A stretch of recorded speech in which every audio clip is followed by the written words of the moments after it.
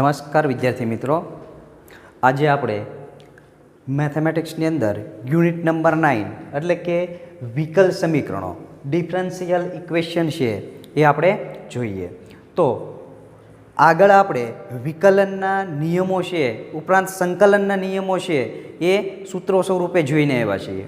તો અહીંયા આપણે જે યુનિટ નંબર 9 છે વિકલ સમીકરણો, એની અંદર આપણે સંકલનનો પણ ઉપયોગ કરીશું, વિકલનનો પણ ઉપયોગ કરીશું. તો અહીંયા જે વિકલ સમીકરણ છે તો સૌપ્રથમ આપણને ખ્યાલ છે, દાખલા તરીકે અહીંયા ફક્ત સમીકરણ હોય તો આપણે આગળના ધોરણોમાં 10 સુધી ઘણા બધા સમીકરણો જોઈને આવ્યા. દાખલા તરીકે આ પ્રકારે x² + 2x + 9 = 0. તો આ એક પ્રકારનું સમીકરણ છે, બરાબર. દ્વિઘાત સમીકરણ આપણે જોઈને આવ્યા. તો =0 અથવા અહીંયા = કોઈ સંખ્યા આવે છે ત્યારે એને આપણે સમીકરણ કહીએ છીએ. એની પહેલાં જો ખાલી રકમ હોય તો આ બહુપદી વિધેય થઈ ગયું, બરાબર. = નિશાની આવે એટલે આને આપણે સમીકરણ કહીએ છીએ. દાખલા તરીકે આપણે 11મા ધોરણની અંદર sin x + cos x બરાબર 1 કે 2 કે 3 કોઈ રકમ આપી હોય અને આનો વ્યાપક ઉકેલ મેળવો. આપેલા જે સમીકરણ છે એટલે કે અહીંયા સાઇન અને કોસ ત્રિકોણમિતિ વિધેયો છે, તો ત્રિકોણમિતિ સમીકરણ થયું એ સાઇન અને કોસ વિધેય છે તો એ ત્રિકોણમિતિ વિધેયો છે એટલે એ ત્રિકોણમિતિય વિધેયનું સમીકરણ થયું, ત્રિકોણમિતિ સમીકરણ છે આ. તો અહીંયા વિકલ સમીકરણો, તો વિકલ સમીકરણ કોને કહેવાય? તો સૌપ્રથમ અહીંયા એની વ્યાખ્યા જોઈએ કે સ્વતંત્ર ચલને સાપેક્ષ, કોઈ સ્વતંત્ર ચલ આપેલું છે એની સાપેક્ષ અવલંબી ચલના વિકલનને સમાવતા સમીકરણને આપણે શું કહીશું? વિકલ સમીકરણ. એટલે કે કોઈ સ્વતંત્ર ચલ હશે એને સાપેક્ષ કોઈ અવલંબી એટલે કે બે ચલ વિશે વાત થતી હશે, એક્સની સાપેક્ષ વાયનું વિકલન કે વાયને સાપેક્ષ એક્સનું વિકલન અથવા કોઈ બીજા અચળાંકો પણ લઈ શકાય. તો અહીંયા સ્વતંત્ર ચલને સાપેક્ષ અવલંબી ચલના વિકલિતને સમાવતું કોઈ સમીકરણ હોય, દાખલા તરીકે અહીંયા આ ત્રિકોણમિતિય સમીકરણ છે, આ બહુપદીય સમીકરણ છે, એમ અહીંયા જોવા જઈએ તો આપણે વિકલન ખબર છે આપણને dy/dx. આનો મિનિંગ શું થાય? તો કે વાયનું એક્સની સાપેક્ષ વિકલન છે. તો અહીંયા જોવા જઈએ કે એક અવલંબી ચલ છે, એક સ્વતંત્ર ચલ છે. તો અહીંયા વાય છે એ સ્વતંત્ર ચલ છે, એક્સ છે એ અવલંબી ચલ છે. તો અહીંયા dy/dx + cos x = 0. તો આ જે સમીકરણ બન્યું એને આપણે શું કહીશું? વિકલ સમીકરણ, જેમાં dy/dx હોય અથવા dx/dy હોય, વિકલિત વાળું વિધેય જોવા મળે તો એને આપણે શું કહીશું? વિકલ સમીકરણો. એટલે કે x સ્વતંત્ર ચલ હોય, x પર અવલંબી ચલ y હોય, એટલે કે y = f(x). આ કોઈ એક વિધેય થયું. અહીંયા y ના x પ્રત્યેના વિકલિતો જોવા હોય તો આપણને ખ્યાલ છે કે dy/dx છે, d2y/dx² છે, અપ ટુ d(n)y/dx = 0. આ જે સમીકરણ બને છે એ વાયના એક્સ પ્રત્યેના વિકલિતો વડે બનતું વિકલ સમીકરણ છે. તો વિકલ સમીકરણો છે એ કેવા પ્રકારે હોય? તો કે dy/dx વાળું પદ એની અંદર હોય તો એને આપણે વિકલ સમીકરણ કહીએ. અહીંયા સાઇન અને કોસ ત્રિકોણમિતિ વિધેય હોય તો એને આપણે ત્રિકોણમિતિ સમીકરણ કહીએ છીએ. એમ વિકલન જોવા મળે તો એને આપણે વિકલિત સમીકરણો કહીશું. આગળ જોઈએ તો એની અંદર આપણું જે સ્વાધ્યાય 9.1 છે એ કક્ષા અને પરિમાણ ઉપરનું છે. તો સૌપ્રથમ બંને વ્યાખ્યા જોઈ લઈએ કે કક્ષા કોને કહેવાય. તો વિકલ સમીકરણમાં સ્વતંત્ર ચલની સાપેક્ષ અવલંબી ચલના વિકલિતોમાં ઉચ્ચતમ કક્ષાના વિકલનની કક્ષાને વિકલ સમીકરણની કક્ષા અથવા એને આપણે ઓર્ડર કહીશું, ઓર્ડર તરીકે વ્યાખ્યાયિત કરી શકાય. એટલે કે વિકલ સમીકરણ જે આપ્યું છે એની અંદર ઉચ્ચતમ કક્ષાની જે ઘાત છે એટલે કે ઉચ્ચતમ કક્ષાનું જે વિકલન થયું છે એને આપણે શું કહીશું? કક્ષા. દાખલા તરીકે અહીંયા લખ્યું છે કે અહીં વિકલ સમીકરણ આપ્યું છે dy/dx = e(x). તો અહીંયા ઉચ્ચતમ કક્ષાનું વિકલન, સૌથી વધુ વિકલન કેટલી વખત આ પદમાં થયેલું છે? તો કે એક વખત. અહીંયા dy/dx એક જ વખત થયેલું છે તો આની કક્ષા છે એ 1 થાય. કક્ષા છે એ કેટલી થાય? 1. હવે અહીંયા 2 નંબરનું સમીકરણ છે તો એમાં ઉચ્ચતમ કક્ષાનું સૌથી વધુ થયેલું વિકલન કયું છે? તો કે આ. તો એની કક્ષા છે, આના માટે કક્ષા 2 થશે. કક્ષા છે એની 2 છે. એવી જ રીતે ત્રીજા સમીકરણની અંદર સૌથી વધુ વિકલન જોવા જઈએ તો અહીંયા થયેલું છે 3 વખત. તો અહીંયા એની કક્ષા છે એ 3 થાય. પછી અહીંયા 2 વખત થયેલું છે પણ અહીંયા આપણી વ્યાખ્યા એવું કહે છે કે ઉચ્ચતમ કક્ષાનું જે વિકલન થયું હોય એને આપણે કક્ષા કહીએ છીએ. તો અહીંયા 3 વખત થયેલું છે, તેથી એની કક્ષા છે એ 3 થઈ છે. આખા સમીકરણમાં કક્ષા એક જ લેવામાં આવે પછી તમને એવું થશે કે અહીંયા d2y/dx² છે તો આની અલગ કક્ષા થઈ 2, એવું બને નહીં. ફક્ત આનું એકનું જ જોવામાં આવશે કે જેનું સૌથી વધુ વિકલન થયું હોય એ એની કક્ષા કહેવાય. તો કક્ષાની વ્યાખ્યા કમ્પ્લીટ થઈ ગઈ. સૌથી વધુ વિકલન એ એની કક્ષા. દાખલા તરીકે અહીંયા d⁴y/dx⁴ હોત તો એની કક્ષા 4 થાત. બરાબર. કક્ષા મેળવવામાં કોઈને તકલીફ પડશે નહીં. હવે જોઈએ આપણે પરિણામ. તો પરિણામની અંદર જોઈએ આપણે તો વિકલ સમીકરણના વિકલિતોની બહુપદી સ્વરૂપે આપેલ હોય એટલે કે વિકલ સમીકરણ જે છે એને આપણે બહુપદી સ્વરૂપે કન્વર્ટ કરેલું હોવું પડે આવા સ્વરૂપે. બરાબર. પછી ત્યાં અહીંયા વિધેય કોઈ બી હોય, ત્રિકોણમિતિય વિધેય હોય, વિકલ સમીકરણ વિધેય હોય. તો વિકલ સમીકરણમાં આવતા ઉચ્ચતમ કક્ષાના વિકલિતના ઉચ્ચતમ ઘાતાંકને વિકલ સમીકરણનું પરિમાણ એટલે કે ડિગ્રી કહે છે. બરાબર. હવે જોવા જઈએ કે અહીંયા જે મેં ઉદાહરણો લખ્યા છે એનું પરિણામ નક્કી કરવું હોય તો અહીંયા જોવા જઈએ કે કક્ષા એની 1 છે તો એની ઉપર ઘાત કેટલી છે તો કે અહીંયા 1 જ હોય. કારણ કે જો 0 ઘાત હોય તો દરેકનો જવાબ 1 થઈ જાય. તો અહીંયા આનું પરિણામ છે એટલે કે પરિમાણ છે એ 1 થશે. આના માટે જોવા જઈએ તો ઉચ્ચતમ કક્ષાનું જે વિકલન છે એની જોવાની છે ઘાત કેટલી છે 1, તો આનું પરિણામ પણ કેવું છે 1. અહીંયા જોવા જઈએ તો ઉચ્ચતમ કક્ષાનું વિકલન જે છે એની ઘાત જોવાની છે કેટલી છે અહીંયા 1. તો આ 3 પરિણામ કેટલું છે 1 1 1 ડિગ્રી છે એ કેટલી છે 1 છે. હવે અહીંયા મેં નોંધ લખી છે પરિણામ માટેની કે પરિમાણ ક્યારે વ્યાખ્યાયિત હોય તો કે વિકલ સમીકરણની કક્ષા અને પરિમાણ હંમેશા ધન પૂર્ણાંક જ હોય. પરિમાણ જે છે એ અને કક્ષા બંને ધન પૂર્ણાંક જ જવાબ આવે. જોઈએ અહીંયા 1 1 2 1 એવી જ રીતે કક્ષા 3 પરિમાણ 1 માટે એ ધન પૂર્ણાંક છે. વિકલ સમીકરણ બહુપદી સ્વરૂપે દર્શાવી શકાય તો જ તે પરિમાણ એનું વ્યાખ્યાયિત થાય એટલે કે એને બહુપદી સ્વરૂપે રૂપાંતરિત કરી શકાય તો જ પરિમાણ છે એનું અસ્તિત્વ હોય, બાકી પરિમાણનું અસ્તિત્વ હોય નહીં. દાખલા તરીકે હું અહીંયા એક સમીકરણ લખું કે d2y/dx² પ્લસ સાઇન અહીંયા એંગલ તરીકે હું dy/dx લખીશ બરાબર 0 લખું. તો અહીંયા મને કક્ષા ખ્યાલ આવી ગઈ કે ઉચ્ચતમ કક્ષાનું સૌથી વધુ વિકલન કયું થયેલું છે તો કે 2 વખત. તો આની કક્ષા 2 છે, કક્ષા છે એની 2 છે. પર પરિમાણ જોવા જઈએ તો પરિમાણ અહીંયા આની ઘાત કેટલી છે તો કે અહીંયા એંગલ તરીકે dy/dx છે. ક્યાંક લસા લેવાની જરૂર પડે પણ એટલે આની કેટલી ઘાત છે એ કન્ફર્મ કહી શકાય નહીં. એટલે આના માટે પરિમાણ છે એ વ્યાખ્યાયિત નથી. એટલે કે એંગલ તરીકે ત્રિકોણમિતિ વિધેયના એંગલ તરીકે જો dy/dx ક્યાંય જોવા મળે તો ત્યાં એનું પરિમાણ છે એ વ્યાખ્યાયિત છે નહીં. ઉપરાંત લોગ છે એની અંદર જો dy/dx એંગલ તરીકે જોવા મળે તો પણ એનું પરિમાણ છે એ વ્યાખ્યાયિત હોય નહીં. હવે દાખલા તરીકે હું અહીંયા e⁻ લખું છું dy/dx અને આ બાજુ dy/dx છે એમ d2y/dx² રાખું. હવે અહીંયા મને ખ્યાલ આવી ગયો કે આની કક્ષા છે એ કઈ છે તો કે 2 વખત વિકલન થયેલું છે એટલે કક્ષા 2 છે. પરંતુ અહીંયા dy/dx છે લોગના નિયમનો ઉપયોગ થાય એટલે આગળ આવી જાય અને આ લોગમાં જતું રહે, લોગના એંગલ તરીકે જતું રહે. માટે ત્યાં પરિમાણ છે એ વ્યાખ્યાયિત થાય નહીં. તો પરિમાણ ક્યારે વ્યાખ્યાયિત ન થાય તો કે 3 જગ્યાએ ન થાય. એને બહુપદી સ્વરૂપે ક્યારે રૂપાંતરિત ન કરી શકાય તો કે એક તો ત્રિકોણમિતિ વિધેયના એંગલ તરીકે dy/dx હોય, બરાબર, લોગના એંગલ તરીકે dy/dx હોય અથવા એ બાજુ ઉપર કોઈ ઘાત તરીકે dy/dx હોય એવા પદ માટે પરિમાણ વ્યાખ્યાયિત હોય નહીં. આના MCQમાં મોટા ભાગે ભૂલ કરે છે એટલે ખાસ ધ્યાન રાખવાનું છે કે પરિમાણ ક્યારે વ્યાખ્યાયિત ન થાય તો કે એને બહુપદી સ્વરૂપે રૂપાંતરિત ન કરી શકાય. હવે ક્યારે બહુપદી સ્વરૂપે રૂપાંતરિત ન કરી શકાય તો કે એંગલ તરીકે dy/dx હોય ત્રિકોણમિતિ વિધેયના, અથવા લોગના એંગલ તરીકે dy/dx હોય, અથવા કોઈની ઘાત તરીકે dy/dx હોય ત્યારે પરિમાણ છે એ વ્યાખ્યાયિત હોય ને એની કક્ષા મળશે પરંતુ પરિમાણ મળશે નહીં. તો એને લગતું ઉદાહરણ નંબર 1 છે જે તમારે જાતે પ્રયત્ન કરવાનો છે. હું સ્વાધ્યાયના એક્ઝામ્પલ ગણાવીશ એટલે તમને ખ્યાલ આવી જશે. ઉદાહરણો છે એ જાતે કરવાના છે.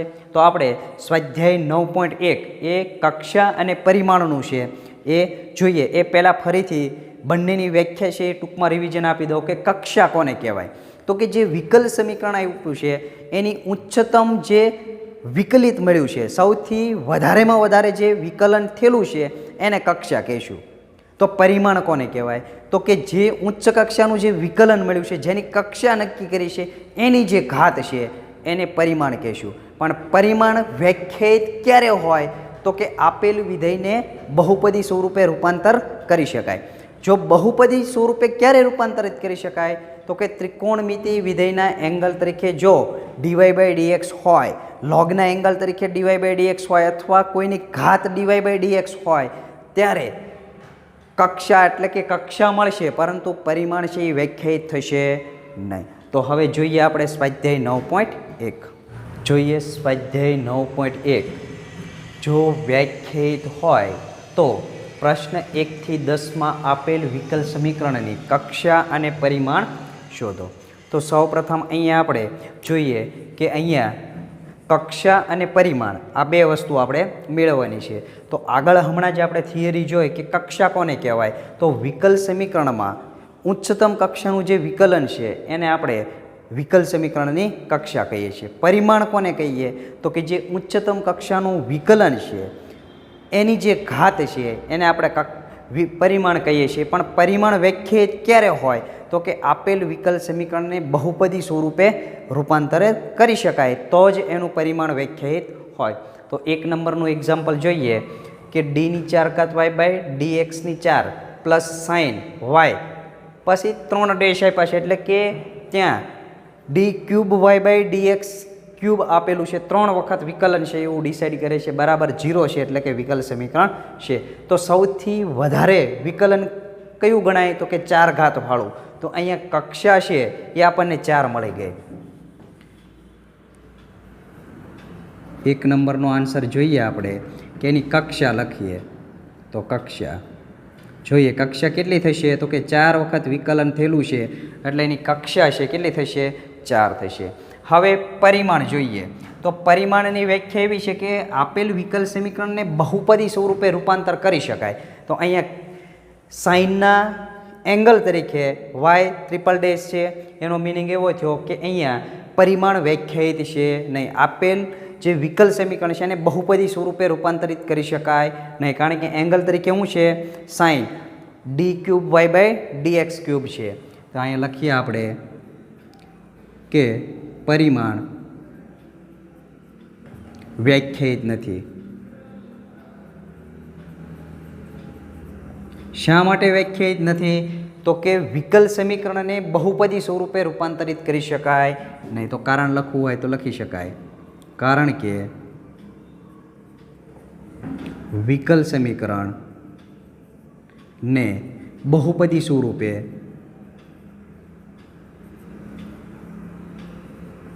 રૂપાંતરિત કરી શકાય નહીં.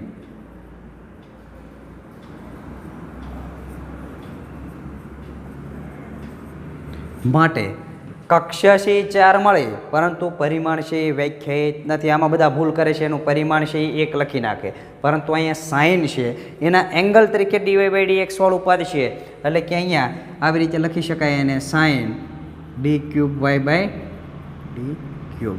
બરોબર, માટે એનું પરિમાણ વ્યાખ્યાયિત નથી. જોઈએ આગળ 2 નંબર. તો 2 નંબરનો જે ક્વેશ્ચન છે એમાં જોઈએ તો અહીંયા જે વિકલ સમીકરણ આપ્યું છે y' એટલે dy/dx પ્લસ 5y = 0. તો અહીંયા કક્ષા દેખીતી રીતે જ આપણને ખ્યાલ આવી ગયો કે સૌથી ઉચ્ચ કક્ષાનું વિકલન છે એ 1 વખત છે. હવે આને બહુપદી સ્વરૂપે રૂપાંતરિત કરી શકાય, કારણ કે ત્રિકોણમિતિ વિધેયના એંગલ તરીકે dy/dx નથી, લોગવાળું પદ નથી એની અંદર, એટલે કે લોગના એંગલ તરીકે dy/dx નથી, અથવા કોઈની ઘાત તરીકે dy/dx નથી. માટે એનું પરિમાણ છે એ આપણને મળે. અને પરિમાણ કોનું ગણાય? તો કે જેની કક્ષા મળે એનું જ પરિમાણ હોય. એટલે અહીંયા આની ઘાત જોવા જઈએ તો 1, તો એનું પરિમાણ છે એ પણ કેટલું થશે? 1 થશે. કક્ષા 1 છે, પરિમાણ 1 છે. જોઈએ 3 નંબર. તો ત્યાં dh/dt ની 4 ઘાત plus 3s d2s dt square બરાબર 0. તો અહીંયા ઉચ્ચ કક્ષાનું વિકલન જોવા જઈએ તો સૌથી વધુ વખત વિકલન કેટલી વખત થયું છે? તો કે 2 વખત. તો અહીંયા લખશું આપણે કક્ષા. કક્ષા દરેકની વ્યાખ્યાયિત હશે જ. કક્ષા છે એ 2 છે. હવે ધ્યાન એ રાખવાનું છે કે જેની કક્ષા લીધી એની જ ઘાત છે એ પરિમાણ હોય માટે પરિમાણ છે એ એનું 1 થશે. ઉચ્ચતમ કક્ષાનું જે વિકલન છે એની જે ઘાત છે એ પરિમાણની વ્યાખ્યા આપે છે. અહીંયા 4 ઘાત છે પરંતુ એની જે વિકલન છે એ 1 જ વખત થયેલું છે, અહીંયા 2 વખત થયેલું છે, એટલે આની ઘાત છે એ પરિમાણ થશે. અહીંયા નહીંતર 2 લખવું છે એવો તમને ખ્યાલ આવે, પરંતુ એ ખોટું છે. શું જોવાનું? ઉચ્ચતમ કક્ષાનું જે વિકલન છે એની ઘાત એ એનું પરિમાણ થાય. જોઈએ આગળ 4 નંબર. તો d2y/dx² વર્ગ વત્તા cos dy/dx વાળું પદ આવ્યું જો, એટલે ત્યાં પરિમાણ એનું વ્યાખ્યાયિત હશે ને કક્ષા મળશે આપણને. તો કક્ષા લખી નાખીએ આપણે. કક્ષા એની થશે કેટલી વખત વિકલન છે? 2 વાર. તો એનું 2 કક્ષા થઈ ગઈ. પરિમાણ વ્યાખ્યાયિત લખી નાખીએ કે પરિમાણ વ્યાખ્યાયિત નથી, અથવા લખાય કે પરિમાણ ન મળે. બરોબર. શા માટે ન મળે? તો કે કોસના એંગલ તરીકે dy/dx છે માટે એને બહુપદી વિધેયમાં રૂપાંતરિત કરી શકાય નહીં, કારણ કે આપણને ખ્યાલ ન આવે કે આની ઘાત છે એ 2 છે, 3 છે, 4 છે. બરોબર. કારણ કે એકના છેદમાં લઈ જઈ એંગલમાં ફેરફાર કરવાથી આની ઘાતમાં વધારોય કરી શકે અથવા ઘટાડોય કરી શકે. ઉચ્ચતમ કક્ષાનું જે વિકલન છે એની જે ઘાત છે એ આપણા માટે પરિમાણ થાય, એટલે ત્યાં પરિમાણ એનું વ્યાખ્યાયિત નથી. જોઈએ 5 નંબર.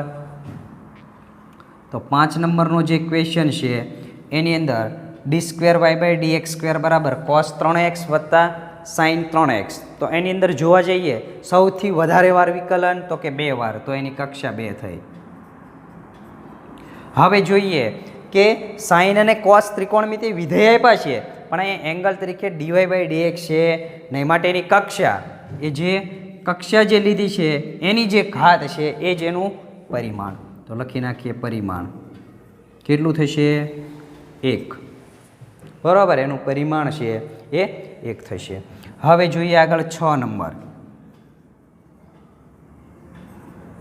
તો 6 નંબરની અંદર વાયની 3 ડેશ આપી છે એટલે કે 3 વખત વિકલન એનો વર્ગ, વાયની 2 ડેશ આપી છે એટલે વાયનું 2 વખત વિકલન એની 3 ઘાત, વાય ડેશની 4 ઘાત, વાયની 5 ઘાત બરાબર 0. સૌથી વધુ વિકલન એની કક્ષા કેટલી વખત છે? વિકલન 3 વાર, તો કક્ષા 3. એની જ ઘાત જોઈએ કેટલી છે? 2, તો પરિમાણ 2 થશે. જોઈએ આગળ 7 નંબર. તો વાયની 3 ડેશ આપ્યું છે એટલે વાય ટ્રિપલ ડેશ 3 વખત વિકલન, 2y ડેશ 2 વખત વિકલન, y ડેશ બરાબર 0. તો એની કક્ષા જોવા જઈએ સૌથી વધુ વિકલન 3 વાર, તો આપી દઈએ એની કક્ષા 3. એની ઘાત એ પરિમાણ થશે એનું કેટલી છે? તો કે 1. તો એનું પરિમાણ છે એ 1 થશે. જોઈએ 8 નંબર. તો y ડેશ પ્લસ y બરાબર e⁻x. જો અહીંયા ઘાત છે પણ x છે, ત્યાં dy/dx છે નહીં, તો કેટલી વખત વિકલન? 1 વખત. તો એની કક્ષા છે એ કેટલી થઈ? 1. કક્ષા 1 થશે. પરિમાણ જોઈએ તો પરિમાણ એની ઘાત પણ 1 છે, તો એનું પરિમાણ પણ 1 થશે. તો સૌપ્રથમ કક્ષા દરેકની મળશે. ક્યાંથી મળશે? કેટલી વખત વિકલન થયું એની કક્ષા થઈ. ઉચ્ચતમ કક્ષાનું જે વિકલન છે એની કક્ષા થઈ. હવે પરિમાણ. તો પરિમાણ વ્યાખ્યાયિત ન પણ હોય. ક્યારે ન હોય? તો કે ત્રિકોણમિતિ વિધેયના એંગલ તરીકે dy/dx હોય કે d2y/dx² હોય કે ક્યુબ હોય ઘાત 4 ઘાતવાળું એંગલ તરીકે dy/dx આવે એટલે ત્યાં એનું પરિમાણ વ્યાખ્યાયિત હોય ને ક્યાં છે? એક અહીંયા છે ને એક અહીંયા છે, તો એના પરિમાણ છે એ વ્યાખ્યાયિત નથી, કક્ષા આપણને મળે. જોઈએ આગળ 9 નંબર. 9 નંબરનું એક્ઝામ્પલ કે y double dash plus y ડેશનો વર્ગ પ્લસ 2y = 0. આનું આપણે પરિમાણ અને કક્ષા નક્કી કરવી છે. તો સૌપ્રથમ એનું આપણે કક્ષા જોઈ લઈએ. તો સૌથી ઉચ્ચતમ કક્ષાનું વિકલન જોવા જઈએ તો વાય ડબલ ડેશ એટલે 2 વખત વિકલન છે એટલે એની કક્ષા છે એ 2 થઈ. હવે પરિમાણ જોઈએ. તો પરિમાણ જોવા જઈએ તો સૌથી ઉચ્ચતમ કક્ષાનું જે વિકલન છે એની ઘાત એ આપણા માટે પરિમાણ હશે. તો પરિમાણ છે એ એનું 1 થશે. એવી જ રીતે 10 નંબરનું એક્ઝામ્પલ જોઈએ કે એની અંદર આપણને y double dash plus 2y dash plus sine y is equal to 0 આપેલું છે. તો સૌથી ઉચ્ચતમ કક્ષાનું વિકલન 2 વખત છે એટલે એની કક્ષા છે એ 2 થશે. અને પરિમાણ જોવા જઈએ તો ઉચ્ચતમ કક્ષા છે એની જે ઘાત છે એ 1 છે એટલે એનું પરિમાણ છે એ 1 થશે. અહીંયા એંગલ તરીકે y છે સાઇન વાય, બરાબર, સાઇન ડીવાય બાય ડીએક્સ નથી, નહીંતર ત્યાં એનું પરિમાણ છે એ અવ્યાખ્યાયિત થાત. હવે 11 અને 12 નંબરનો MCQ છે, જોઈ લઈએ. 11 નંબરનો MCQ કે વિકલ સમીકરણ d2y/dx² ની 3 ઘાત વત્તા dy/dx² વત્તા sine dy/dx plus 1 is equal to 0 નું પરિમાણ. તો પરિમાણ છે એ જોવા જઈએ કે એની અંદર સાઇન છે એના એંગલ તરીકે dy/dx છે એટલે આ બહુપદી વિધેય સ્વરૂપે રૂપાંતરિત કરી શકાય નહીં, માટે એનું પરિમાણ છે એ વ્યાખ્યાયિત થઈ શકે નહીં, માટે અવ્યાખ્યાયિત એનો જવાબ આવશે. એટલે આન્સર ડી આવશે જે આપણો જવાબ છે. બરાબર. ઉચ્ચતમ કક્ષાનું વિકલન અહીંયા 2 વાર છે, એની ઘાત 3 છે પણ જવાબ 3 આવશે નહીં. આમાં ખાસ ધ્યાન રાખવાનું છે કે આને બહુપદી વિધેય સ્વરૂપે રૂપાંતરિત કરી શકાય નહીં, એટલા માટે સાઇનના એંગલ તરીકે dy/dx છે, માટે એનું પરિમાણ છે એ વ્યાખ્યાયિત થાય નહીં, એટલે અવ્યાખ્યાયિત એનો જવાબ થશે. જોઈએ MCQ નંબર 12 કે વિકલ સમીકરણ 2x² d2y/dx² - 3 dy/dx plus y બરાબર 0 ની કક્ષા દરેકની વ્યાખ્યાયિત હોય તો ઉચ્ચ કક્ષાનું વિકલન જોઈએ સૌથી વધુ કેટલી વખત થયેલું છે? 2 વખત. તો એનો જવાબ છે એ 2 થશે. આન્સર એ. બરાબર, કારણ કે સૌથી ઉચ્ચ કક્ષાનું વિકલન છે એ કેટલી વખત થયેલું છે? 2 વખત, માટે એની કક્ષા છે એ કેટલી થશે? 2, જે આપણો ફાઇનલ જવાબ છે. જોઈએ વિકલ સમીકરણનો વ્યાપક અને વિશિષ્ટ ઉકેલ. તો આ બંનેમાં ડિફરન્સ શું છે? વ્યાપક ઉકેલ અને વિશિષ્ટ ઉકેલ. તો સૌપ્રથમ વ્યાપક ઉકેલ આપણે જોઈએ કે વ્યાપક ઉકેલ કોને કહેવાય. તો કે વિકલ સમીકરણની કક્ષા જેટલા જ સ્વેર અચળો હોય. તમને એવું થશે કે અહીંયા અચળ તો બરોબર છે પણ અહીંયા સ્વેર અચળ. તો સ્વેર અચળ એટલે કે એની કિંમત છે સમીકરણ મુજબ અલગ અલગ હોય. દાખલા તરીકે આપણે પાઈની કિંમત ફિક્સ લઈએ છીએ કે પાઈ એક અચળાંક છે 3.14. તો આ એક અચળાંક છે કે જેની કિંમત ફિક્સ છે. પાઈ લખેલો હોય તમને ખ્યાલ આવે કે ત્યાં 3.14 જ આપણે લેવાના છે, એક ફિક્સ કિંમત થઈ ગઈ, તો આ અચળ થઈ ગયો, એનું મૂલ્ય બદલાય નહીં. પણ સ્વેર અચળ એટલે એની કિંમતો બદલાતી હોય એક સમીકરણ માટે. દાખલા તરીકે તમે વર્તુળની અંદર ત્રિજ્યા લ્યો છો કે x² + y² બરાબર r². તો r² ની કિંમતો છે એ ત્રિજ્યા છે એ બદલતી રહે. કોઈક વર્તુળ માટે 2 ત્રિજ્યા હોય, એનાથી મોટું વર્તુળ હોય તો 4 ત્રિજ્યા હોય, તો અહીંયા r છે એની કિંમત બદલતી રહે, એટલે એને સ્વેર અચળ કહીશું. સ્વેર અચળની કિંમતો બદલાતી રહે, અચળ છે એ ફિક્સ એમ ન રહે. જેટલી કક્ષા છે સમીકરણની એટલા જ સ્વેર અચળ ધરાવતા વિકલ સમીકરણને આપણે એનો વ્યાપક ઉકેલ કહીશું. દાખલા તરીકે અહીંયા મેં y બરાબર a cos x plus b sin x લખ્યું છે. તો આની અંદર જોવા જઈએ તો a અને b સ્વેર અચળો છે, a અને b સ્વેર અચળ છે.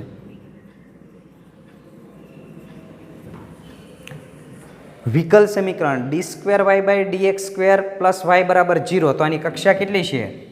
2. તો જેટલાય કક્ષા છે એટલા જ સ્વેર અચળ છે a અને b. તો આ પ્રકારનું જે સમીકરણ છે એનો ઉકેલ મેળવવો છે એને આપણે વ્યાપક ઉકેલ કહીશું. એટલે કે y બરાબર a cos x plus b sin x એ વિકલ સમીકરણ d2y/dx² પ્લસ y બરાબર 0 નો ઉકેલ છે. કારણ કે આનું 2 વખત વિકલન કરી અહીંયા d2y/dx² ની જગ્યાએ મૂકશો, y ની જગ્યાએ કિંમત મૂકીને સાદુરૂપ આપશો એટલે એનો જવાબ 0 થઈ જશે. તો ડાબી બાજુ ને જમણી બાજુ કેવી થાય? સમાન. એટલે કે આપેલ y છે એ આનું સમાધાન કરે છે, માટે આપણે શું કહીશું? એનો વ્યાપક ઉકેલ છે. હવે જોઈએ વિશિષ્ટ ઉકેલ. તો કે વિશિષ્ટ ઉકેલ કોને કહીએ તો કે જે વિકલ સમીકરણમાં સ્વેર અચળ જોવા મળતો નથી, એટલે કે સ્વેર અચળની કોઈ કિંમત આપેલી હોય આપણને, એવા સમીકરણનો જે ઉકેલ મેળવવો છે એને આપણે વિકલ સમીકરણનો વિશિષ્ટ ઉકેલ કહીશું. દાખલા તરીકે આ જે y બરાબર છે ત્યાં a અને b હું કિંમત લઈ લઉં, a તરીકે 1 લઈ લો અને b તરીકે 1 લઈ લો, તો આ સમીકરણ લખું y બરાબર cos x plus sin x. અહીંયા ફિક્સ કિંમત આવી ગઈ a અને b, આમાં સ્વેર અચળ વધ્યો નહીં. તો આ પ્રકારનું જે સમીકરણ મળ્યું આને સંતોષે તો આપણે કહીએ કે આનો જે ઉકેલ છે એ કેવો છે? વિશિષ્ટ ઉકેલ છે. જ્યારે પણ વિશિષ્ટ ઉકેલની વાત થાય ત્યારે એમાં સ્વેર અચળ હોય નહીં. ખાસ ધ્યાન આપવાનું છે કે ઘણી જગ્યાએ આનો MCQ બને છે. કોઈ સમીકરણ આપીને તમને એવું કે વિશિષ્ટ ઉકેલ છે તો એમાં સ્વેર અચળ કેટલા છે?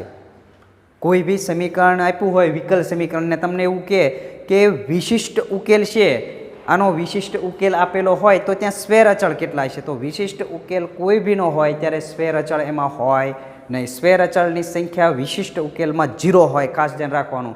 વ્યાપક ઉકેલ જેટલા હોય, જેટલી કક્ષા હોય વિકલ સમીકરણની એટલી એની અંદર સ્વેર અચળો હોય. બરોબર. આની અંદર જોવા જઈએ કે આ સમીકરણ આપીને તમને એવું કે આનો વ્યાપક ઉકેલ છે એ આ છે, d2y/dx² + y = 0 એ આપેલ વિકલ સમીકરણનો વ્યાપક ઉકેલ છે. તો ત્યાં કક્ષા છે એ કેટલી છે? અથવા એવું કે અહીંયા સ્વેર અચળ કેટલા છે? તો સ્વેર અચળની સંખ્યા એ જ કક્ષાની સંખ્યા હોય. તો અહીંયા ત્યાં સ્વેર અચળની સંખ્યા 2 હોય, કક્ષા પણ 2 હોય. પણ જો આનું આ સમીકરણ આપીને એવું કે આપેલું વિકલ સમીકરણ છે એનો વિશિષ્ટ ઉકેલ છે એ આ છે, આનો વિશિષ્ટ ઉકેલ આ છે, તો આમાં સ્વેર અચળની સંખ્યા કેટલી? તો આ સમીકરણ કહીને વિશિષ્ટ ઉકેલ કહે તો ત્યાં સ્વેર અચળની સંખ્યા કેટલી હોય? 0 હોય. બરોબર. તો સ્વેર અચળ ક્યારે હોય? તો કે વ્યાપક ઉકેલમાં હોય. વિશિષ્ટ ઉકેલની અંદર સ્વેર અચળ જોવા મળતા નથી, ત્યાં કોઈ ફિક્સ એની કિંમત હોય. તો વિદ્યાર્થી મિત્રો, આગળના લેક્ચરમાં જ્યારે મળશું ત્યારે વિશિષ્ટ ઉકેલ અને વ્યાપક ઉકેલ છે એને લગતા આપણે જે એક્ઝામ્પલો છે સ્વાધ્યાય 9.2 તો એ કન્ટિન્યુ કરશું.